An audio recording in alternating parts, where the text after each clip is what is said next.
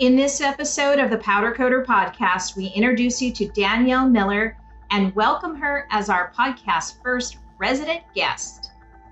She's a media strategist who's well-versed in powder coating.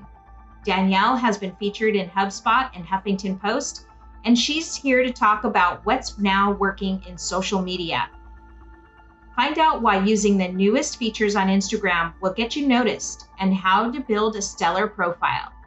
She explains how Pinterest can lead to website growth and why Facebook wants you to join a group. We'll also cover how to use partnerships to gain access to more followers and clients, as well as what the must-have hashtags are for powder coaters. It's all about building marketing strategies for your brand on social.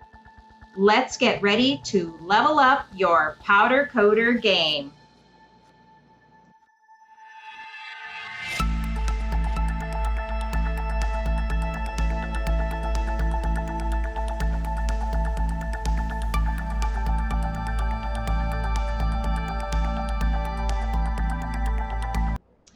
Welcome back to episode 11. I'm Kim Scott, your host of the Powder Coder podcast, where you're listening to influencers and we're interviewing and covering trending topics so that powder coaters can effectively learn and grow their business. And today I am super stoked. I've got a girl on my side who has been my partner in social media and my go-to guru. Fortunately, she resides right here in Maui, Hawaii. She's the owner of a top-rated social media marketing company here. Her mission is to help entrepreneurs anchor on results when it comes to marketing their businesses online. And her articles and presentations have been mentioned in HubSpot, Social Media Today, and Social Media Examiner. She's also a prolific Pinterest producer, so to speak. So welcome aboard, Danielle Miller. How are you today? Hey, Kim, doing great. Super stoked to be on the Powder Coder podcast today and talk about marketing. You know, that's my jam. That's where I get nerdy. Yeah, and you and I met back in 2015 when I was struggling with social media. I had not ever tried Instagram, didn't really know much about Facebook in terms of business Facebook. And you and I collaborated on a project together for another business I owned at the time, and really kind of sidelined Maui Powder Works because we hadn't really taken ourselves too seriously. And you were there for me. You were there to review and give me feedback on my website, my approach to the market, my message to the market, and who my audience was. So I really do thank you and appreciate everything that you've done for me. And I know that you have something very valuable to share with our listeners today. So I'm happy that you're here. Thanks. Yeah, we have a lot of big changes happening on social media right now, and it made for perfect timing to hop on and let all the powder coaters of the world know about what is the latest and greatest, what's working now.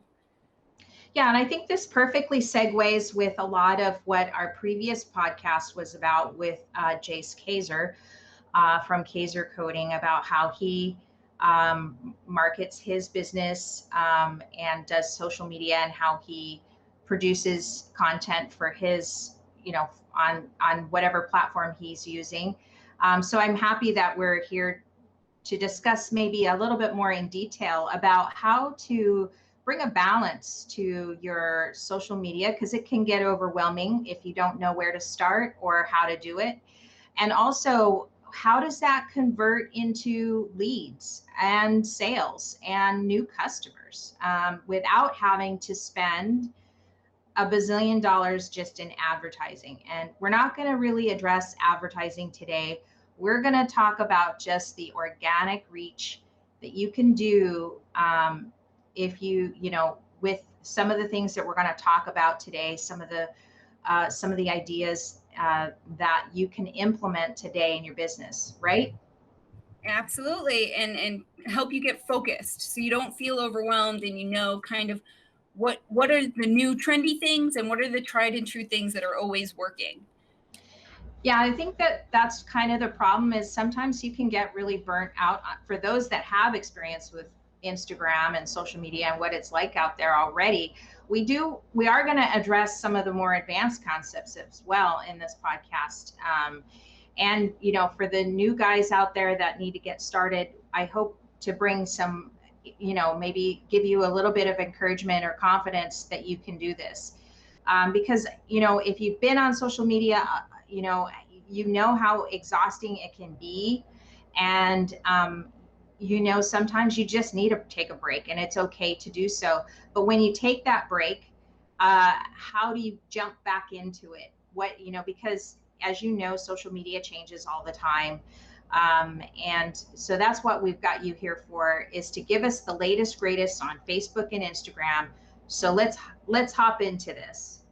Yes, let's dive right in. Okay, so let's start with Instagram. And the reason I like to start there is because if you're somebody who is overwhelmed with creating content for every one of your platforms, then you need to be thinking of Instagram as the top platform that you create for, and let the content you create on Instagram trickle down to your Facebook and trickle down to your Twitter and trickle down to your Pinterest.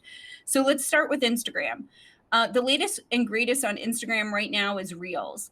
And that is a contender for TikTok. It's basically just the same way that Instagram came in and copied Snapchat and integrated the same features that Snapchat offered right into the Instagram platform. They've now integrated a lot of the same features that were on TikTok right into Instagram with Reels. So Reels are at the moment still a bit clunky. But what's happening with them is if you're participating in Reels and creating Reels, you are actually getting a lot of preferential treatment in terms of getting your content featured on that Instagram Explorer tab. So we talked about, you know, today's focus really being organic reach, that unpaid reach, that reach that anybody can get as long as they're creating quality content.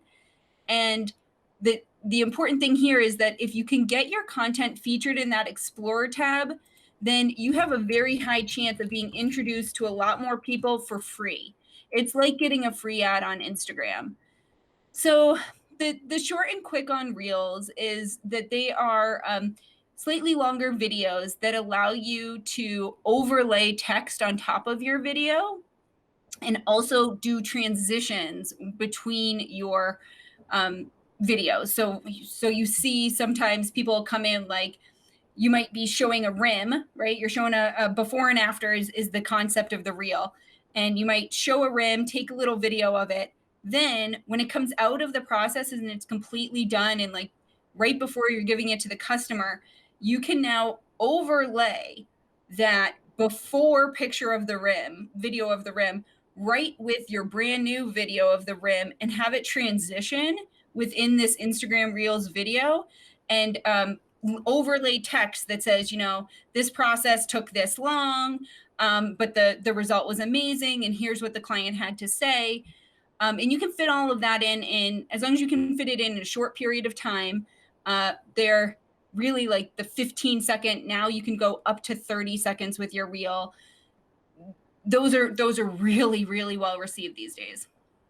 Wow. So that's something new, because I had been guessing about the Reels, and we kind of took a step back from Instagram. And sure enough, right as we were moving into our new shop, that's right when Reels was getting launched. And of course, I missed out on the whole, like, what is that? So it's good that we're talking about this. Of course, I'm not on TikTok, but I know a lot of people are. And this is a great way to kind of learn a little bit more about, and maybe you just start with Reels. You don't even have to, I don't know, do you have to build up your profile first? I mean, do we want to kind of backtrack a little bit, or how would you, if someone wanted to get started, or just maybe only has a handful of followers right now, do you suggest they go directly into Reels, or still continue to build up their profile? So I think it's great to do both simultaneously, because as long as you're using the appropriate hashtags and whatnot in your posts, you're going to end up getting that organic reach and attracting your followers. And then with the Reels, Instagram's going to place you in that Instagram Explorer feed if you're getting enough engagement on your Reels. And for the followers that you already have, let's say you've done the thing where you've invited your customers, you've invited your friends and family, and you've made it up to maybe 250 followers on Instagram. You're just getting started. Now you can really develop some tight relationships with those 250 people by participating in Reels, because Instagram is going to show that content to those people. It's almost as if it bypasses the algorithm right now, because it's a new thing. They really want it to take off. So I would say, yeah, you got to get the basics, right? So you have to make sure your Instagram bio is solid. That means you're not telling people about what you offer in terms of services, and instead you're telling people why you're worth following on Instagram. And also with your bio, that you've got your website link in there, because that's the only clickable link you're going to have on your Instagram account until you have 10,000 followers. And that you've taken the initiative to go ahead and become an Instagram business profile, so that you get the insights and analytics about your content, because that's the only way you are going to know what's working and what's not, so that you can focus your efforts on the things that are actually producing results. Yeah, I think, you're hitting on some pretty key points about Instagram that I think commonly get overlooked from when I've looked at other coders' profiles and stuff, is this lack of the profile, or lack of information on the profile. I know we've kind of hashtag stuffed on our profile. We've kind of put in powder coating as a hashtag within the profile. Is that not valid anymore to do, or do you still recommend that? I still recommend putting, let's say, 1 to 2 relevant hashtags in the profile, although honestly, I haven't seen the return come in. There's no way to really track if your profile is really being featured under those hashtags. What I have found is that if somebody tends to follow that hashtag, then you are more likely to show up in the recommended profiles after they follow somebody else who's been using that hashtag. So that's kind of the benefit about putting it in your profile. But keep it short. This isn't like when you stick those 30 hashtags in your caption or in your first comment. This is 1 or 2 core hashtags. I recommend one be geographic, right? So for us here in Maui, you're hashtagging Maui. If you're in London, you're going to hashtag London, right? And the other one be industry specific. So powder coating, something very specific to your style or aesthetic could also work. Mm-hmm. Right. Like if you're a specific kind of, like if you're just doing brake calipers, or certain kinds of rims, or certain kinds of customers that have customized race cars or something like that. So that makes sense. Totally. I mean, pander to your audience, really. I mean, who is it that's coming to your shop, and who do you want to get more business from? Yep. Okay. Definitely. And so do the Reels translate into the Facebook feed, or is it just still Instagram stories to Facebook stories? So Instagram stories to Facebook stories is the flow. However, with Reels, you have the ability, when you're uploading them, to send them to your story. So in that way, you can put a clip of your reel into your story and send that also to Facebook. And that's one way to go ahead and reuse that content. And in essence, just think of, like, with stories, for those of you who aren't using them yet, I want to encourage you to get ahead of the curve now, because the trend is actually to post less and less in your news feed and post more and more in stories. So I'm seeing, like, the big influencers, the people who are really on top of their Instagram game, are posting where they used to post every day in their Instagram news feed. They're now posting like maybe 2 or 3 times a week in their news feed, and posting every day in their stories. So that's how much more importance the big players are putting on Instagram stories right now. And reels are going to complement your stories because you're able to share them directly to your stories in your feed. Okay, well, let's slow this roll down, because now I've got an issue with that, in a sense that it's harder to track the analytics in stories, because the analytics in stories is not as robust as it is in the profile, correct? Oh, very true. Very true. I mean, you're only getting 14 days history, first of all. So Right. that's tough. And you're really just seeing about, who tapped forward, who tapped back. But what you will notice is that if you're more active in stories, within your insights, that count of the people who are discovering you and doing profile visits, those numbers change. Those numbers increase, especially the profile visits and in direct messages, actually. So direct messages and profile visits are going to increase dramatically as a result of being more active in stories. Well, that's an interesting statistic there, because that's really where, as a powder coater, that's where you want your people to go, your audience to go. Definitely start that conversation about RINs, or how much for this or how much for that, and also, click through to my website or my landing page or whatever. So that's actually interesting. So that's what that's what they're finding out now. Yep. Yeah. About stories.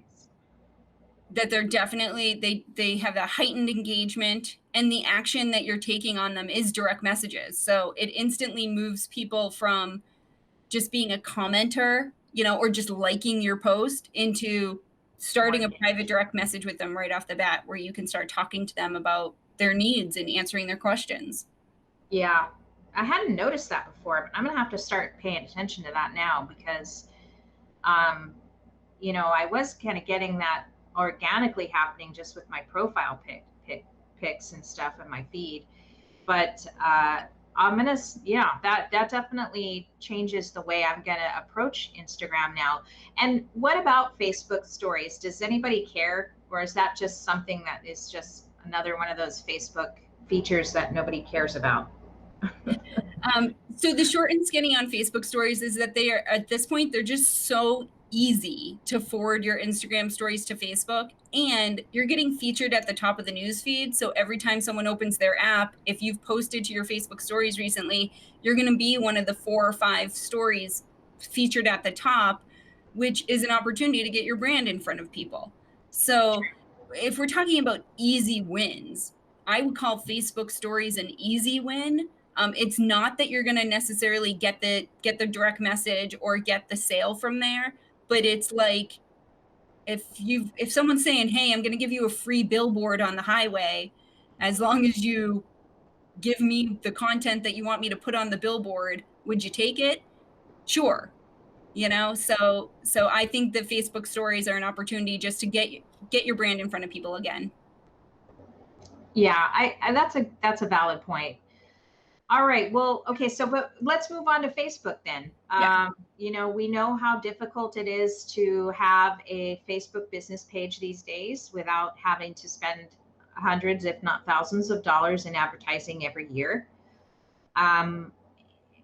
Any changes on that front? I mean, I see that there's user functionality that's changing for businesses to make it much easier to manage. Other than that, what else has changed in Facebook, or is that the change? So yeah, let's talk about that, because that's a big one that people might not know about. In terms of user functionality that's making it easier for people to manage their Facebook page, go to Google, type in Creator Studio, okay?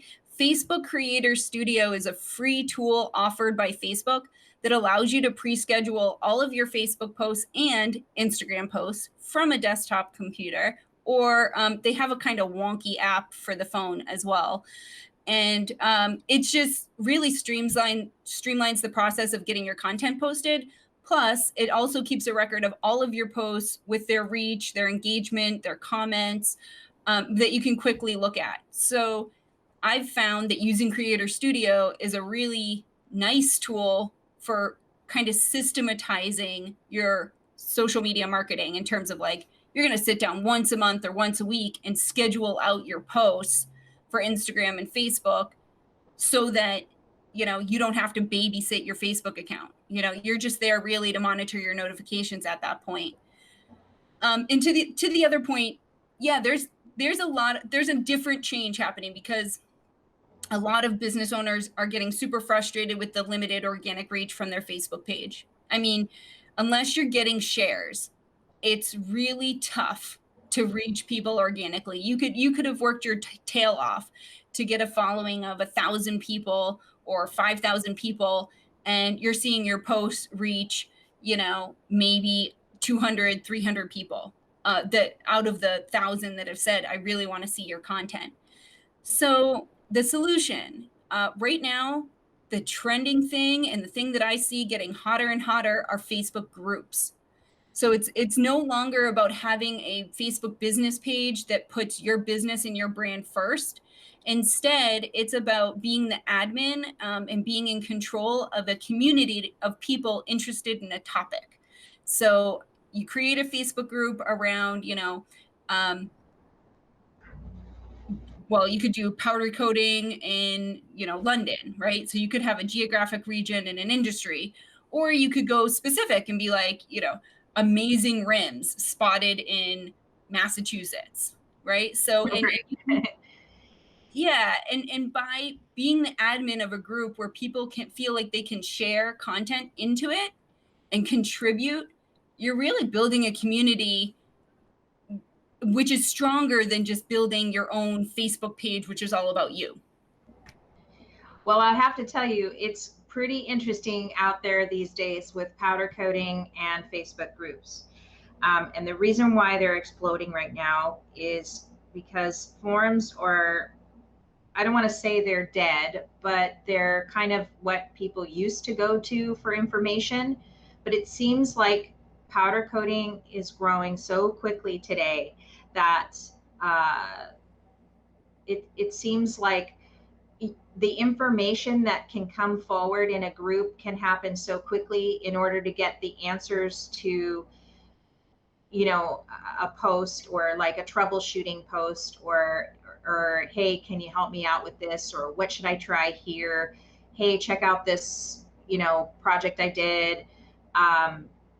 It's kind of an all around for powder coaters to go today, and it seems like every time I look there is a new powder coating group started. Even, I mean, it's just changing weekly. To that, what I am currently, at the time of this recording, blocked on one of a fast growing powder coating groups. I just found out. So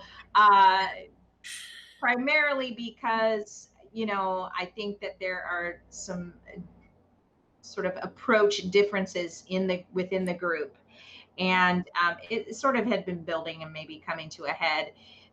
And that's the problem sometimes, is you do have someone that thinks of a group to be a certain way, and then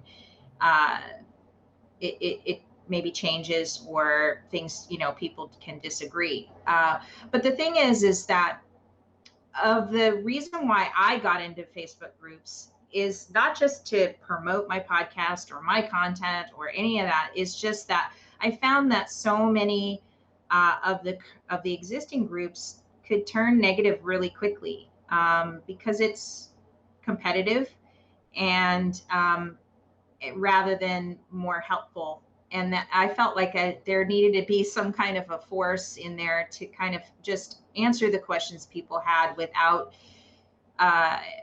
any kind of slight or agenda or sales pitch kind of thing, right? Totally. So, yeah, I mean, you know, it can vary from group to group about what its content is. Most of the groups that are out there today are just general groups. They don't really have one slant or the other, but you've certainly given us ideas on how to really focus in, because the whole point of the groups is to be engaging and to get the questions answered, or to get the help that you need quickly, because the forums sometimes can take too long to get that answer, because you're based on people logging in or going to that site. Whereas Facebook is just, the engagement level is just huge. Definitely. And Facebook has been pushing groups like crazy. So, if you start your own group, even if you're starting kind of from scratch, if you can get that first wave of engagement and be posting on the regular and getting people to contribute to the discussion, they'll start recommending your group to everybody who has similar categories. And you can get your group to go pretty fast. I mean, the other thing I want to tell people about groups is like, you might think like, oh, I can't wait to have a group with like 10,000 members in it, or I can't wait to have a group with 100,000 members in it. Trust me, I've been an admin of a group with 10,000 members in it, and it sucks. It's super hard to manage. So get yourself to 100 members. Get yourself to 250 members and do a freaking celebratory dance. Because honestly, if you can get really tight with 100 or 200 people, think about the referrals that could bring you, right? Like, don't look at the group members as the people who will become your customers. Look at them as people that are going to become your friends and want to refer you business. And that's going to take the pressure off for the sale and really do exactly what you said, Kim, which was put your value first. Put out the priority to answer people's questions and just be of service first. And from there, the referrals will come in. So definitely, I like the idea of smaller, great groups that are super targeted in what they want to talk about. Yeah, I think that it's definitely opened up for powder coating subject matter. It's definitely working in a more positive direction, but yeah, not without its pitfalls, for sure, and stuff, and I'm sure that we're working through it, and stuff. But okay, so what are there any other platforms that we want to talk about today that changes are happening to? Well, after that intro, like, how could I not talk about Pinterest? Yeah. Right? So, yeah, I freaking love Pinterest. For those of you who think Pinterest is just for housewives and homemakers and people looking up recipes, like, you should look at the Pinterest report that most recently came out. Pinterest themselves put out their holiday guide, and the amount of people that are on Pinterest with the intent to shop for things, for products or services, or plan big projects like, updating their gate at their house or, redoing their car. These things are super popular on Pinterest, and all you need to have a really great Pinterest presence is a stream of high quality photos and videos, which powder coaters are getting all the freaking time. Every single time you guys have a project, you're getting sick photos of what you're creating. So yeah, uploading those to Pinterest, making sure that image is linking back to your own website, and then categorizing your pictures into however you like. You can do it by color. You can do it by item. Like, you can have a board just about rims. You can have a board about architectural design. That method of using Pinterest totally helps your SEO. Okay, so for those of you who didn't realize, a killer Pinterest game is going to improve how you rank on Google, because every time someone's repinning your images, it's creating more backlinks to your website and telling Google your website is full of awesome content. So Pinterest is great. It is. It is. I think one of the hardest things about Pinterest is just learning the platform. And it seemed like they had just done a recent change or update to their face, to the face of it, or to the user experience level, where I went there after a couple, it just, I guess, had happened recently. All the platforms are changing their game, Facebook, Instagram, and it just seems like we're in that time period, or that pattern, or that, that time where things change. and I went there, and it's like even the app is different, and stuff. And I just really had to reorient myself around it again. And I'm like, wait, this is like, it seemed like it was less user friendly for the business poster or the, and more user friendly to the pinner, I guess. And it should be, that's what it's there for. But um, as a, trying to find my analytics or any of that stuff, it was complex. But I think I do see some Instagrammers have Pinterest accounts, and it's not just those that are, and they're succeeding even if they're not necessarily selling a product like a powder or some other related product to powder coating. They're just posting their Instagram, or they're posting some pictures or a blog post or whatever. And I am seeing some other people doing it pretty well out there too, and are getting that message. So yeah, I think that's a great way to end kind of the update on platforms and social media, because it really it's a learning curve on Pinterest, just like Instagram and Facebook. But it's definitely, of the features you've mentioned, or the benefits, it's definitely playing out in our game for sure. So talk about partnerships as we switch over to the next segment here. What are partnerships? What are you talking about there? Yeah, right on. So with partnerships, the important thing to remember is, like, this discussion is all about organic reach, right? So we're not talking about advertising. And when you're not dedicating money to an ad budget, you need to find other ways to quickly reach audiences.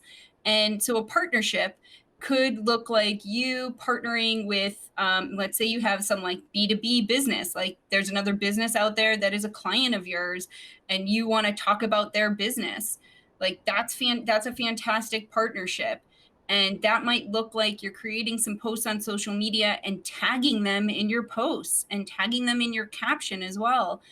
And then, like, take it to stories, right? We talked about Instagram stories. If you are posting a picture of a product and the partners that you work well with, whether it's like the metal fabricators or it's somebody else in the whole design process, maybe it's an architect, maybe it's a designer, you want to be tagging their accounts in your stories about projects that you guys have worked on together, because it allows them in a single tap to reshare your story to all of their followers. So that's a super easy win for how to get big organic reach without spending ad dollars.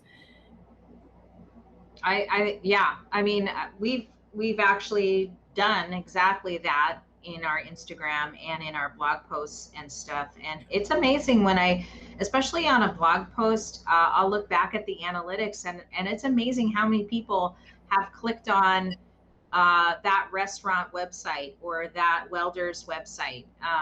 And I can actually add up how many times people have clicked on it. It works. And I think it's, we've certainly, well, not to get too deep, because I know we're short on time, but we will be producing top 25 ideas that we've proven, you and I both have proven in powder coating, specifically to powder coating, a top 25 list, and how we can utilize this list of different post types for either Facebook or Instagram or Pinterest, and they all work fabulously. But the main takeaway for social media is that you're educating your client or your audience, whether it's something like making an appointment, or like how to make an appointment, or how to book, or how to drop off rims. When do you come in? What do I need from you? Are we full service, or do you need to take your rims off and bring them to us? What's the difference between someone that doesn't or does? It also, I think I found that inspiration in inspiring our audience to the potentialities of color, or making your rims look new, or just giving people that inspiration that they need to, like, yeah, I can get this done. And then also just kind of telling your story is another one, or even just talking about your services, or the backstory behind a project, sort of, just obsessing about those things. Would you agree? Oh, fully. These days on social media, it's all about nailing the story and being of service, meaning answering the frequently asked questions. One of my favorite tips about kind of collecting those questions is a lot of us get those questions via email, like a customer, maybe you're talking with a customer about a product and either they've phoned you or they've emailed you and they've got a question like, do I need to take my rims off, or you guys full service, you do that for me.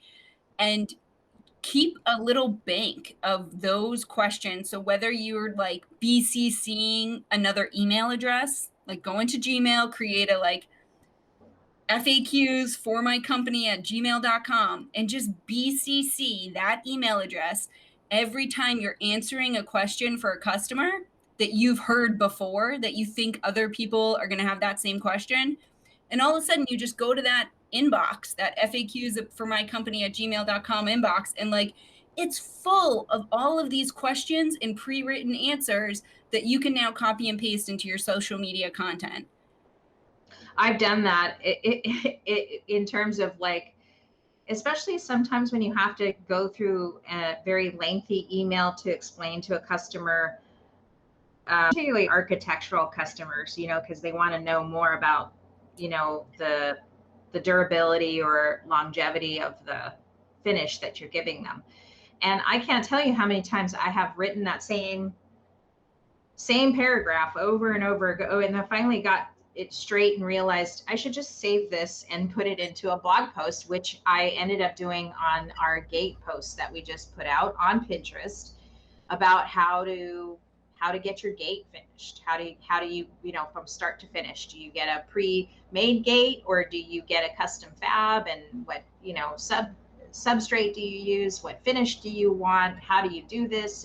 And it turned into like a 2,000 word blog post, which was amazing. I can't believe I actually had the time to write that thing. But a landmark post, happy to have milestoned it, and I'm ready to put that one off to the side.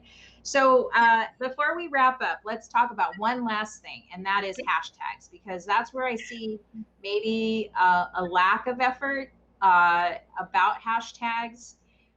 Which hashtags specifically do we use for the powder coater or custom coating? And we can go through, I have a list of them that I use.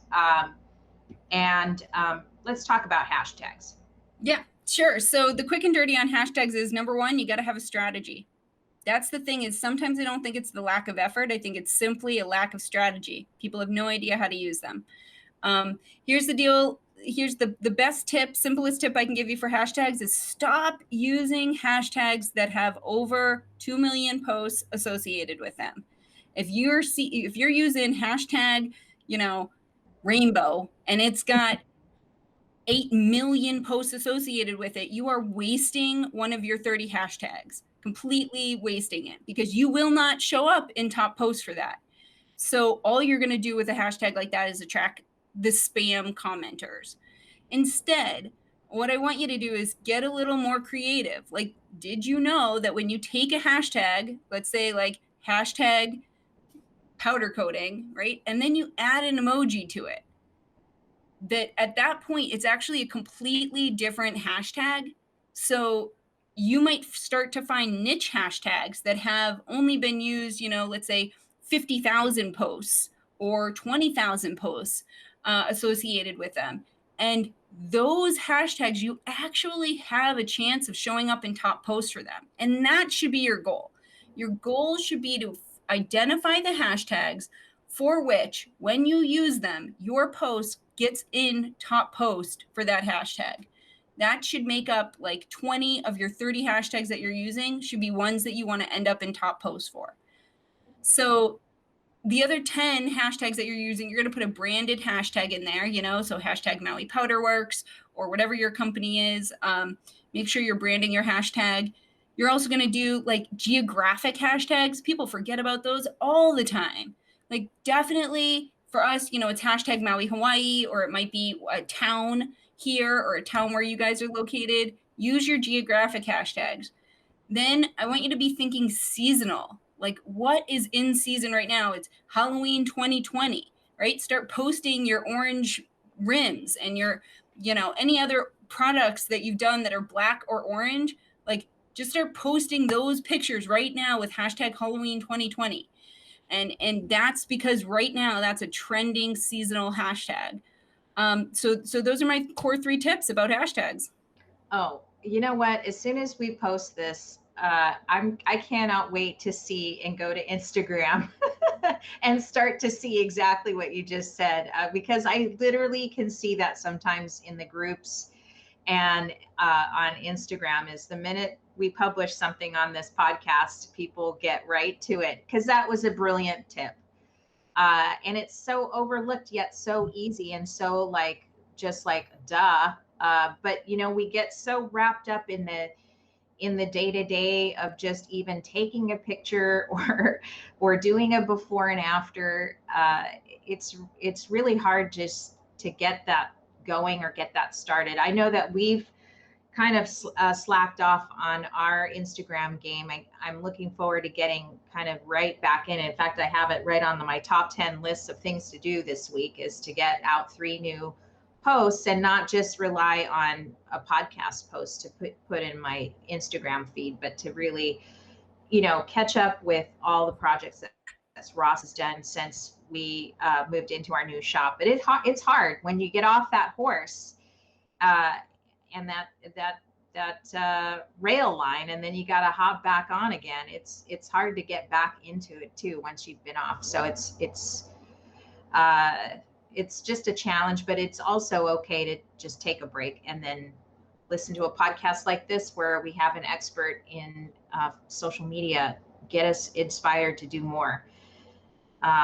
Well, that's awesome, Danielle. I think this is a great place to just end and talk of, so tell us, how do we get a hold of you? What's your website? All that good stuff.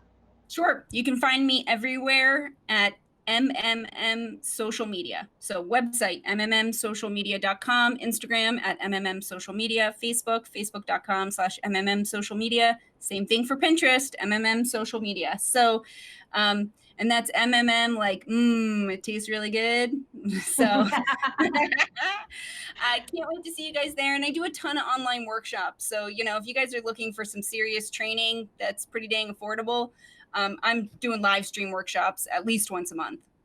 Oh, wow. That's something new, because I've been seeing you like locally in like, public spaces where you have your in-class stuff. But I guess because of COVID-19, things have kind of changed up for you. Totally. Yep. We're doing a lot of online teaching this season. Well, that's good, because I think your message is so well put and so easy to grasp. I mean, I obviously saw that in a lot of the classes that I attended, in person, where you have completely changed someone's attitude towards social media. I know we all start up in these classes going, I don't know why I'm here. There's nothing that this Instagram can do for me. I've tried this, I've tried that. So I always walk away with something new and a new understanding if it's coming from whatever you're teaching. So thank you for that. And yes, you should go check out our website. I'll make sure to put a link in the podcast page so that you can click to it very easily. And we'd like to thank our supportive followers and fellow powder coaters out there. I hope you've learned something new about your Instagram game and your powder coating business. Please comment below and share the podcast, follow us, and share it on Facebook groups. If you have a topic you'd like to discuss, just email us at info@mauipowderworks.com. Aloha.